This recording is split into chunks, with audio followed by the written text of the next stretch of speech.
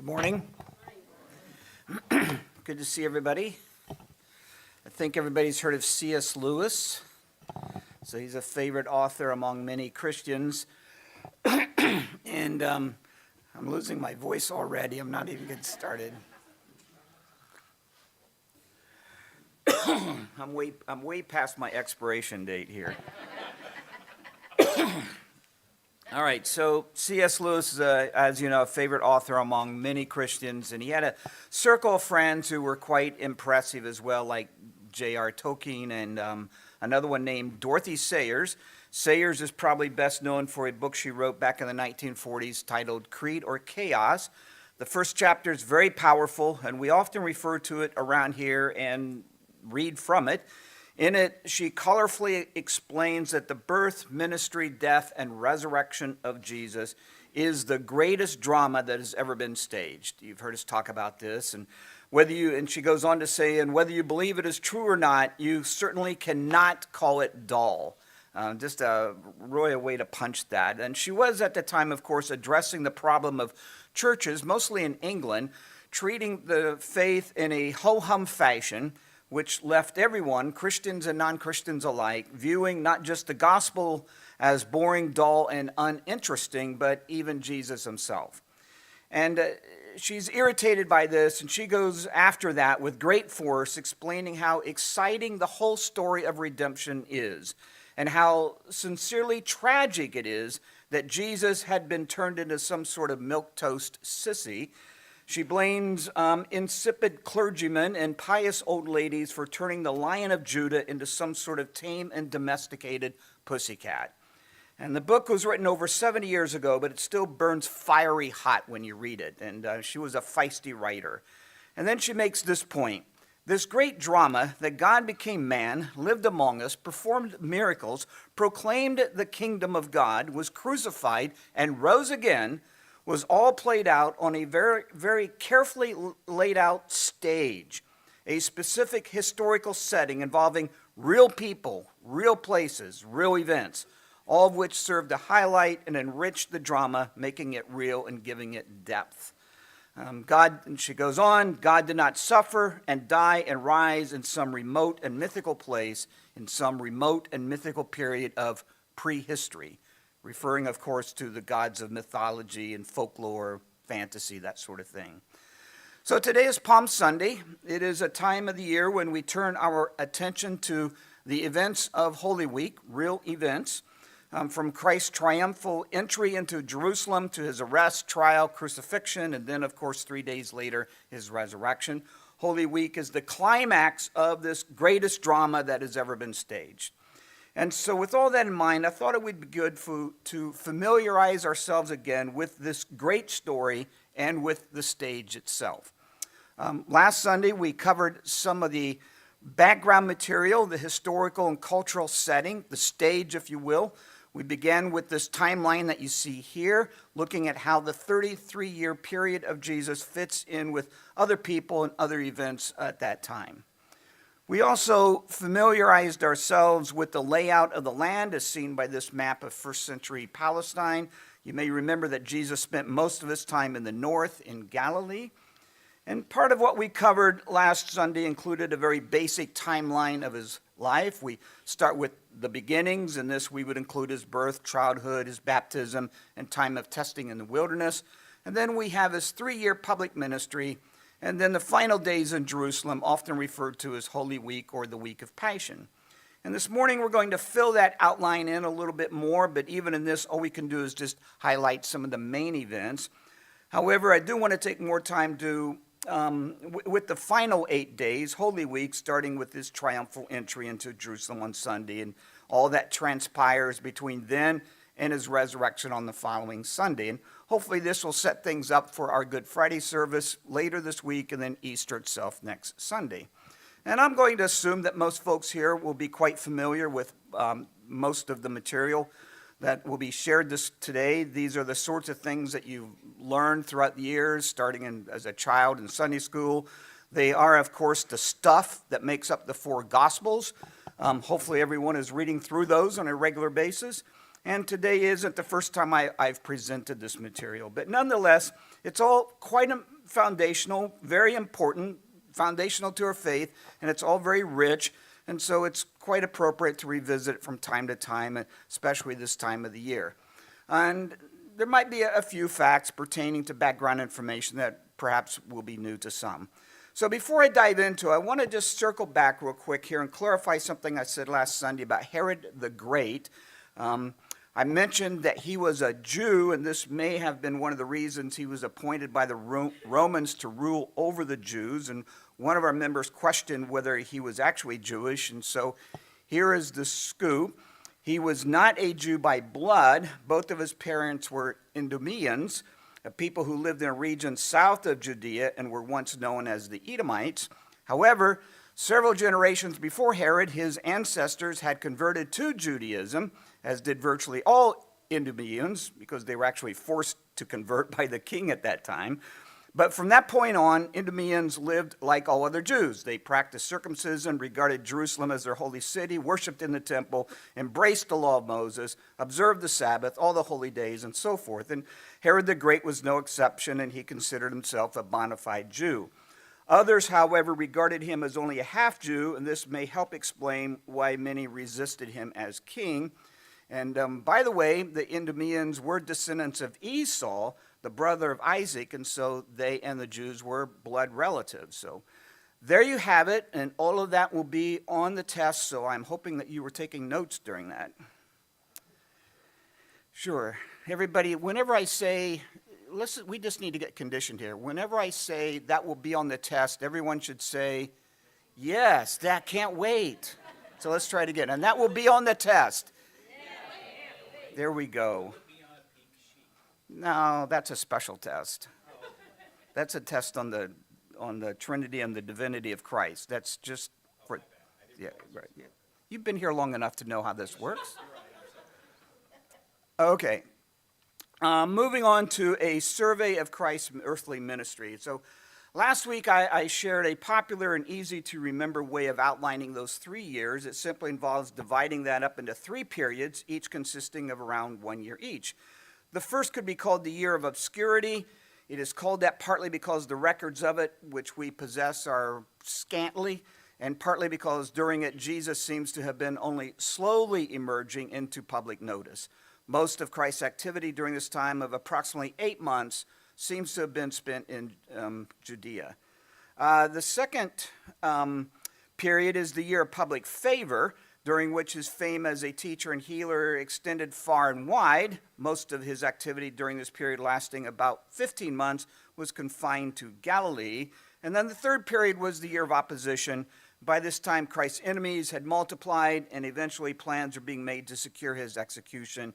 And the first part of this took place in Galilee, and the last part in other parts of Palestine, and finally, of course, in Jerusalem itself.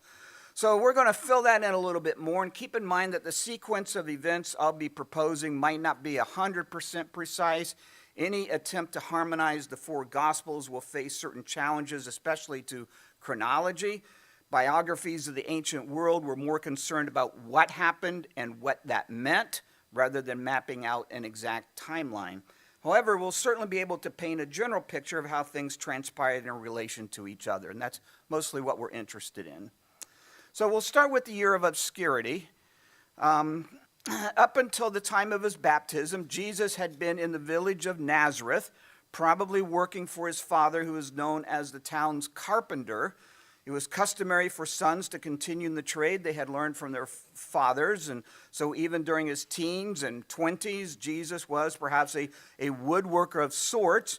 However, the word used in the Gospels for carpentry can also refer to a builder, and since homes back then were constructed out of blocks that were made out of mud or stones, it could be that Jesus is more like a brick mason or stonemason. And so then those of us in this church, like Rob Schwartz and myself, who were once in that trade, would have a special connection with the Lord that the rest of you would not have. Now, I've mentioned this a couple times over the years, and I never get tired of bringing it up. All right, sometime around 27 AD, at least 30 at 27 AD, when he's 30 years old, Jesus joined the crowds that were streaming into the Jordan wilderness to be baptized by John. Immediately after his baptism, he was led into the wilderness to be tested by the devil, a period of 40 days in which he also fasted.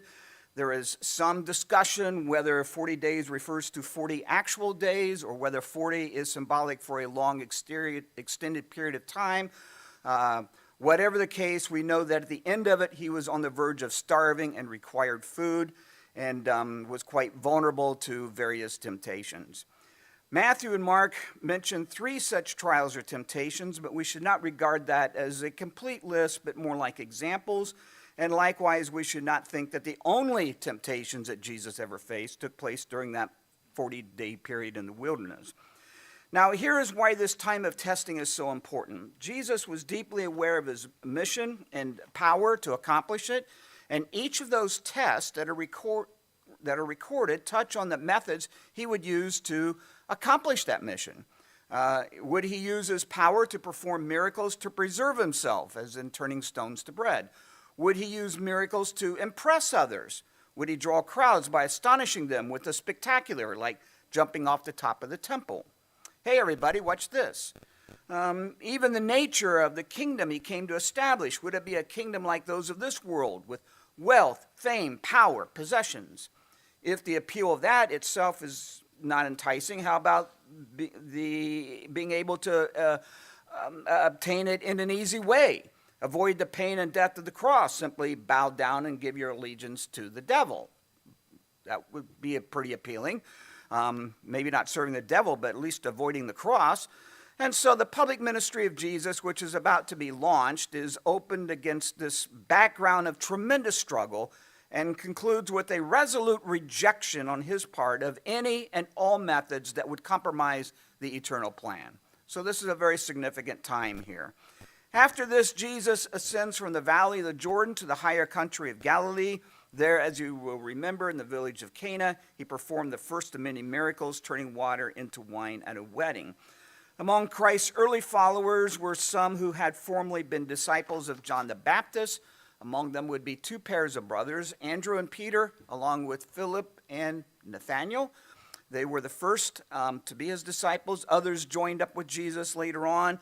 All 12 were from Galilee except for Judas Iscariot, who was from the southern part of Judea.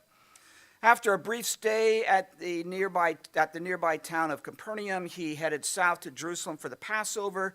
He spent some time there in Judea, but when he learned that he was gaining more followers than John the Baptist, he decided to return to Galilee. And we're not really sure why, but it could be that he did not want his popularity to spread just yet, at least here in Judea.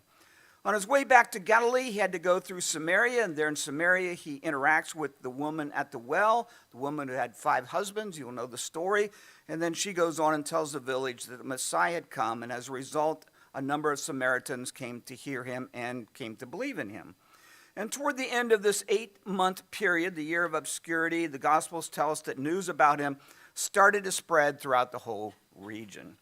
So this brings us to the year of public favor. And this could be characterized by the increase of popularity, even excitement about Jesus, especially in Galilee.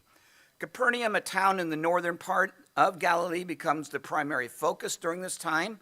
Here, Jesus heals a number of people, the son of a Roman centurion, Peter's mother-in-law, a demon-possessed man, and many others who were afflicted with various diseases. And the number of his followers increased rapidly, and the gospel writers refer to them as crowds and multitudes. Excuse me.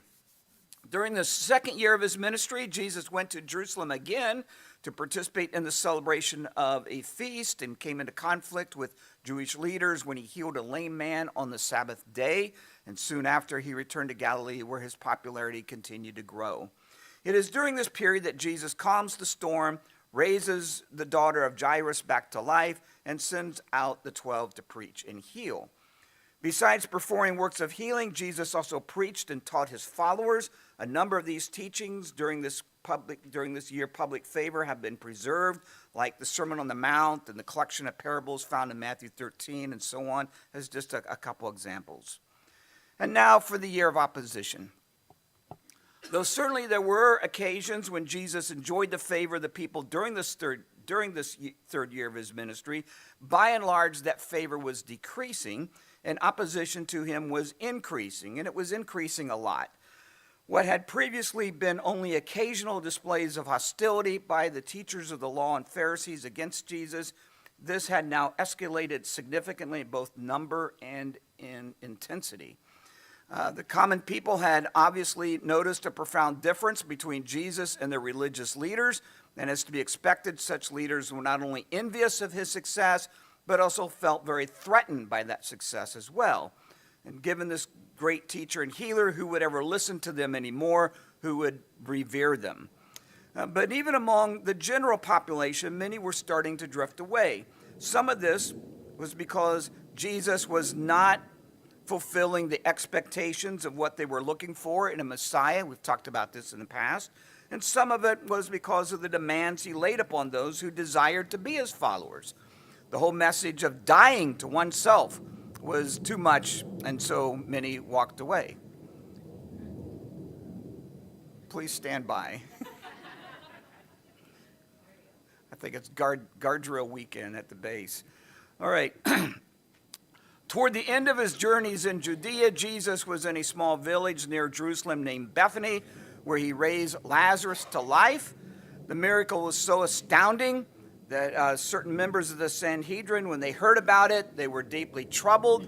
And under the leadership of Caiaphas, the high priest, they concluded that the influence of Jesus had to end, and there was only one way to do that: secure his death. So the miracle there of raising Lazarus from the dead was very instrumental, moving him in that direction.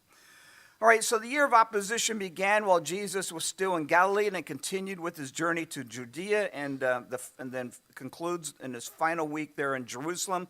Some of the events during this period include the feeding of the 5,000, walking on water, healing of a man born blind, blessing the little children, his interaction with the young rich man, his interaction with Zacchaeus, the healing of a blind man, Bartimaeus, the healing of the 10 lepers, and the transfiguration.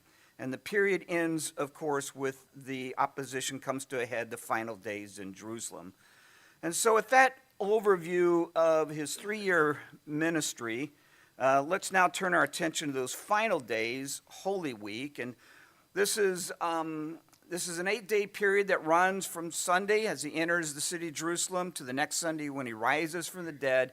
And this, too, is a difficult period in which to arrange the events in precise order. And so, again, what I'll be laying out might not be at all times 100% accurate, but it should be close. So we begin with Sunday, Palm Sunday, when Jesus approaches Jerusalem and begins to enter it. The event is festive, jubilant, impressive, striking.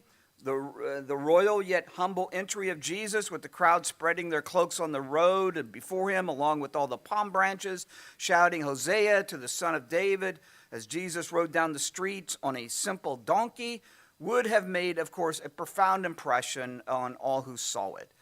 The event is colored with both majesty and humility. And given the worship and acclamations of the multitudes, it would be the furthest thing from anyone's imagination that within just a few days, this same Jesus, hailed as Israel's long-awaited king, would be in this same city, convicted as a blasphemer by the Jewish leaders and crucified by the Romans for subversion. As he gets closer to the entrance of the city, the mood of Jesus takes a drastic change from joy to deep sorrow, and Jesus weeps over Jerusalem. And in his weeping, he prophesies Jerusalem's downfall and destruction. On Monday, what happened to my... This is aggravating. I had all this fixed. Okay, we have to stop. I got to go to my office, come back. It's not consistent. Josh, did you tamper with these? No? Just say yes so I could yell at you anyway about it. On Monday, Jesus enters the temple area and clears out all who are buying and selling, overturning the tables of the money changers and creating quite a scene. This is sometimes referred to as the purification of the temple. The action here, as D.A. Carson puts it, is an act of self-disclosure. That might be a good way to kind of think about this. He is claiming, rather exercising his authority over the holy place. The ancient prophets spoke of the Lord coming into his temple, and the purification of the temple and of Jerusalem was part of this Jewish expectation. And so Jesus is fulfilling that and driving out the merchants and money changers. And the sounds that filled its courts were not that of prayers and worship, as you know, but rather the busy hum of trade mingled with the bleating and cooing of animals and birds and the jingling of coins and back and forth bartering between buyers and sellers. Yet this profaning of the temple was but a picture of what had happened to Israel as a whole. The corruption within God's temple was simply a symptom of a larger problem, the corruption of God's people, within God's people. And the Jews had embraced really a superstitious approach to God, placing their faith in rituals and temples and man-made traditions and outward forms of worship. They did not love God nor care about his ways. They did not strive to live pure lives before him.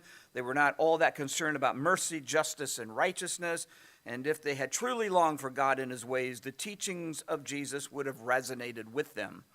And this driving out of the merchants, money changers, pigeons, sparrows, sheep, trinkets, and all the rest is symbolic not only of the cleansing that needed to take place in Israel itself, but also of the cleansing that was about to take place, namely the destruction of the temple and the fall of Jerusalem that Jesus prophesied about, wept about the previous day, which of course was fulfilled in 70 A.D. And this itself was symbolic of something even more, that God was putting an end to the old covenant and its sacrificial system and temple worship, and this will no longer be the way for people to come to him. Instead, there was a new covenant, a new sacrifice, a new way to God, his son Jesus. And as we know from John's gospel, Jesus himself is now the temple, the place, if you will, where one meets God. But the scene here on Monday becomes for the religious leaders the last straw. They are now more resolute than ever to eliminate Jesus and do it quickly and to do it finally. And closely associated with the purification of the temple is the cursing of the fig tree, which takes place on the same day, and this involves also much symbolism. The fig tree represents Israel, which had all the external appearance of flourishing religiously, but had not produced the fruit of righteousness. And the destruction of the tree was likewise an illustration of God's judgment. Moving on to Tuesday, while teaching in the temple courts, Jesus warns his audience about the hypocrisy of the teachers of the law and the Pharisees. He predicts yet again the destruction of the temple and his coming in glory as the Son of Man. He shares a number of parables, and his authority is questioned by religious leaders. Along with this, a number of attempts are made to trap him with certain questions like, what about paying taxes to Caesar? And what about the widow who marries her husband's brother? And so on and so on and so on, and who will be her husband in the resurrection, and those sorts of things. And in response, Jesus directs certain questions to them, questions they do not want to answer, and so Tuesday, you might think of it as a day that is marked by a lot of controversy. We can't say with absolute certainty, but it looks as though Wednesday is the day when a number of religious leaders, along with Caiaphas, actually formed their plan to arrest Jesus and have him killed.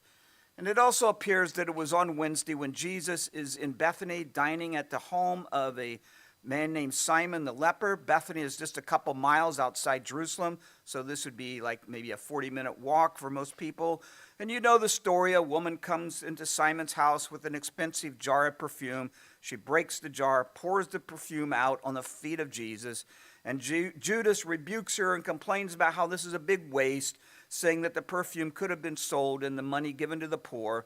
And Jesus actually honors the woman, saying that what she has done is a wonderful thing, and that her perfume served as a preparation for his burial, and that for that no cost is too great. Judas, feeling a bit embarrassed by this and also motivated by no small measure of greed, takes the opportunity later in the day to meet with the chief priests and certain teachers of the law and agrees to participate in their plot for a price to betray Jesus, 30 pieces of silver. Thursday, of course, is the day Jesus meets with his disciples for what has become known the Last Supper. This is referred to in Matthew as the first day of the Feast of Unleavened Bread, and so the Last Supper itself was closely tied to the Passover meal. Before sitting down for the meal, Jesus washes the feet of his disciples as an example of humility and service, and this is why Thursday is often called Maundy Thursday, Maundy coming from a Latin word meaning commandment, referring here to Christ's command to wash the feet of others. In the meal itself, Jesus refers to the bread as his body, the wine as his blood, and in this he establishes the practice that the early church called the Lord's Supper. And Jesus was ensuring that the memory of his ministry and his sacrifice on the cross would not be forgotten. Later in the meal itself, Jesus announces that a betrayer was in the room with them. Judas leaves, meets up with the members of the Sanhedrin. The plot to seize Jesus away from the crowds is now underway. The Last Supper takes place in what is referred to as a large upper room, and when they finished, everyone heads to the place called Gethsemane, and sometime during that walk, Jesus predicts his arrest, death, and even resurrection. And he also tells them that they will abandon him during his hour of need. And Peter, of course, interjects himself, claiming that he would never deny his master, to which Jesus predicts that before a rooster crows 3 times, that he will deny him indeed. At Gethsemane, Jesus calls on his disciples to pray, and then he goes off by himself so as to pray alone. In this prayer, he wrestles with God, wrestles with the 2 options that lie before him: save himself from the pain of the crucifixion and death itself, or fulfill the plan of offering his life as an atonement for the sins of the world. The words, "If it is possible, may this cup be taken from me," are quite telling. He prays in great anguish, as you know, to the point that his sweat was like drops of blood falling to the ground. A large crowd armed with swords and clubs invades the garden looking for Jesus. Judas identifies Jesus for them with a kiss, and upon that, members of the mob arrest him. These are not Roman soldiers, rather they are temple guards, temple soldiers who have been sent by the high priest himself. Peter reacts with his sword, cutting off the ear of one of such members of the mob, and Judas rebukes Peter and heals the man's ear. Jesus is then hauled off to the Sanhedrin, a council of 70 religious leaders who are waiting for him to arrive. Peter follows but hangs back. He's eager to know what is going on, and so he tries to mingle in with the others who are also hanging out in the courtyard outside the house of Caiaphas, but he is discovered, and upon questioning, Peter cowers back and denies ever knowing Jesus. A few words about the Sanhedrin would be in order here. The Sanhedrin, also known as the Great Council, was again made up of 70 leaders, 70 religious Jewish rulers, which included 3 kinds of members: high priests, the current high priest, and any former high priest who may still be alive; the elders, these would be tribal and family representatives, respected leaders from the Jewish community; and also scribes, known as the teachers of the law, rabbis. And these teachers were the legal experts of the day, scholars of the Old Testament, if you will, and of the interpretations of the Old Testament as passed down through tradition. And most of these rabbis were Pharisees, but not all. Now, the authority of the Sanhedrin itself was basically dependent on who from Rome was governing at the time. Under Pilate, the Sanhedrin had a lot of power. It was actually the chief governing body in the land, regulating both religious and civil matters within the limits set down by Rome. It had a police force under its command and could make arrests, try those accused, and mete out punishments. They could not, however, as we've talked about before, carry out capital punishment on their own. For something like that, they had to take the matter to the procurator, the Roman governor, and for the most part, he would simply rubber stamp anything that they might bring to him. When in session, the members of the Sanhedrin, they would meet in a semicircle so that they could all see each other. At the end stood a clerk who would record votes of acquittal and votes of condemnation. A verdict of condemnation required 2/3 majority. The high priest presided over the meeting. Before such a council, Jesus was tried and condemned. Witnesses were brought in to testify against him, but their testimonies, as you know, contradicted each other. Nonetheless, they proceeded on the charge that Jesus threatened to destroy the temple. And it appears that the trial went on all through the night, even until daybreak the next morning. In the end, Jesus was forced to declare whether he believed himself to be the Son of God or not. He affirmed this claim, which then resulted in the charge of blasphemy. The trial itself, as you read it from the gospel accounts, clearly demonstrates the intense desire of the Jewish authorities to condemn him. And here we have a group of desperate men who, while trying to keep a show of propriety and at least some image of legality, take what can only be regarded as an extreme and radical measure, sentencing someone to die who has harmed no one. The only people he has harmed would be the religious leaders, and he only harmed them by harming their pride. He's harmed no one. Even the charge of threatening to destroy the temple is really quite telling. To this great council, we would like to ask, do you believe he has the ability to tear down the temple? Do you really feel threatened by that? If not, why must he be executed? But if you do believe it, well, wouldn't that be an admission that God's power is at work in him after all? Some of the members of the Sanhedrin were supporters of Jesus, and perhaps points like that had been raised. Found guilty of blasphemy, Jesus is sentenced to death. This is an offense punishable by death under Jewish law. Members of the Sanhedrin spit in his face, strike him, mock him, prophesy to us Christ, who hit you? And the soldiers belonging to the Sanhedrin then take him and beat him. So very early the next morning on Friday, two things happen, perhaps even simultaneously. Judas, filled with remorse and regret, hangs himself. And the other is this: Jesus is taken to Pontius Pilate. The Sanhedrin has two challenges to overcome here. First, they do not have the authority under Rome to carry out the death penalty. And secondly, Rome could care less about a conviction of blasphemy. And they know that this will be a tough sell for them. And as to be expected, Pilate does not seem interested in handling the matter, but he is forced into it when members of the Sanhedrin tell him that Jesus is leading a rebellion by claiming to be a king. Pilate still isn't convinced that Jesus poses any threat, and so upon learning that he is a Galilean, he sends Jesus to Herod Antipas, who was in Jerusalem at the time to observe the Passover. Let him handle it. Herod takes the opportunity to mock Jesus, demanding that he entertain him with a miracle performance. When Jesus refuses to accommodate him, he is viciously ridiculed and mocked, and Herod then sends him back to Pilate. Pilate yet again tries to avoid making a decision, takes the matter to the people, giving them a choice between Barabbas and Jesus. The custom during the Passover was to release a prisoner chosen by the crowd, and the crowd, as you know, chooses Barabbas, a zealot who had started an uprising. And when asked about Jesus, the crowd, worked up by the Jewish leaders, shout, "Crucify him." Upon this, his fate is sealed. He is then taken and flogged. He is stripped, put a scarlet robe around him. The soldiers twisted a crown from a vine of thorns, pressed it on his head, knelt in front of him in mock worship, saying, "Hail, King of the Jews." And they spat on him, struck him on the head multiple times. Though the exact route and distance is subject to some debate, the journey to Calvary was probably somewhere between a third to half a mile long. On the way, two noteworthy events occurred. A passerby named Simon, who had just happened to be in the wrong place at the wrong time, was forced to carry the cross of Jesus.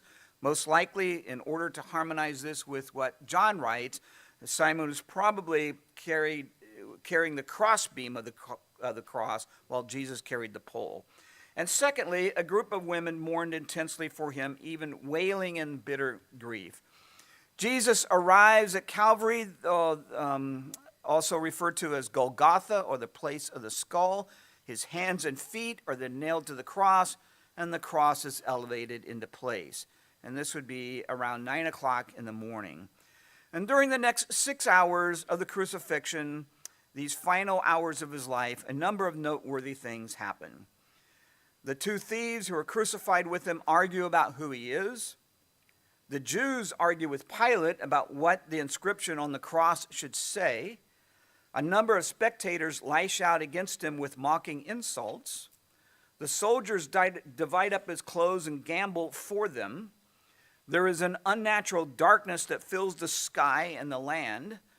Jesus himself speaks at different times, commonly referred to as the last 7 sayings of Jesus. His mother and a few other women, family and friends, stood nearby. He is offered a mix of wine and vinegar to quench his intense thirst, but he refuses to drink it. And finally he says, "It is finished," and bows his head. Many who witnessed his last breath, we are told, responded with intense grief, beating their breasts. A Roman centurion standing at the foot of the cross proclaims, "Surely this was the Son of God." The earth shakes, the rocks split apart, the tombs of many holy people who had died were raised to life, and the veil in the temple, protecting the Holy of Holies, is mysteriously torn from top to bottom. A while later, a Roman soldier takes a spear and pierces it into the side of Jesus to make sure that he was dead, and out of his side came a sudden flow of blood and water. The body of Jesus is then taken down from the cross. The bodies of those who had been condemned by Rome and crucified for crimes of sedition or insurrection, like claiming to be a king, they were to be discarded, left out in the open for vultures and dogs to eat. However, Joseph of Arimathea, a rich man who himself was a member of the Sanhedrin, wanted to give Jesus a proper burial. So much so that he was bold enough to go to Pilate and make that special request, and Pilate gave his consent. Joseph, along with another supporter of Jesus, the Pharisee Nicodemus, they take the body of Jesus, wrap it with spices and strips of linen, and this was simply an initial preparation because the Sabbath was starting to set in, and so they just had to do something quick there initially. It was common for a tomb to house a number of corpses, but in this case, Jesus is placed in a new tomb. He is the only one in there. We would attribute this to the wealth of Joseph of Arimathea. This tomb, we are told, was in a garden and was near the place where Jesus was crucified. A large stone was rolled in place to secure the entrance, and soldiers sealed it and stood guard. The Jews who had condemned Jesus were quite unhappy that Pilate had allowed Jesus to be buried in a tomb. They wanted everyone to see the body eaten and picked apart by the dogs and vultures. They were aware of his claims to rise again and feared that his followers would steal the body of Jesus in order to fabricate and promote such a story. And they approached Pilate, and he agreed to let soldiers guard the tomb, but it is unclear how many and whether they are Roman soldiers or temple soldiers. This brings us to Saturday. Nothing much happens on Saturday, at least nothing we are told of. We can imagine a wave of euphoria sweeping over many of the Jewish authorities and perhaps a number of private parties throughout Jerusalem celebrating the end of Jesus. We did it. It is over. He is dead. He is buried. Not so much with the disciples of Jesus and his followers. It is quite a gloomy day for them. There's confusion, there's despair, there are doubts. This is a what do we do now kind of day for them. And now for Sunday, which is best presented directly from one of the original accounts of it. When the Sabbath is over, Mary Magdalene, Mary, the mother of James, and Salome brought spices so that they might go to anoint the body of Jesus, complete what Joseph and Nicodemus had started. So picking it up here with these words, very early on the first day of the week, just after sunrise, they were on their way to the tomb, and they asked each other, "Who will roll the stone away from the entrance of the tomb?" But when they looked up, they saw that the stone, which was very large, had been rolled away. And they entered the tomb. They saw a young man dressed in a white robe sitting on the right side, and they were alarmed. "Don't be alarmed," he said. "You are looking for Jesus, the Nazarene, who was crucified. He is risen. He is not here. See the place where they laid him. But go, tell his disciples and Peter, he is going ahead of you into Galilee. There you will see him, just as he told you." So there you have it. That's kind of a abbreviated version of the greatest drama ever staged. There's a lot of more details to that we didn't get into. God the Son, this is what needs to be cemented in our minds. He did not suffer. He did not die. He did not rise in some remote and mythical place, in some remote and mythical period of prehistory. It all takes place in real history, in a real place, with real people. There were witnesses. There are records. Jesus appears to the disciples, and for the next 40 days appears to many others. And then he ascends into heaven, promising to return. And this is the account of Christ's life. This is the gospel story. And And it seems that the most fitting way to conclude is with the words from the Apostle John found near the end of his account about the life of Christ. John writes, Jesus performed many other signs in the presence of his disciples, which are not recorded in this book. But these are written that you may believe that Jesus is the Messiah, the Son of God, and that by believing you may have life in his name. Amen. That by believing you may have life in his name.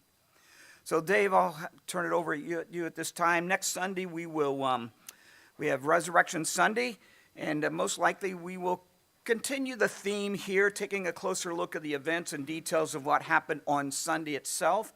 And we'll be, if we do that, we'll probably be using Matthew's account. So let's go ahead and stand at this time, and we'll close with this song.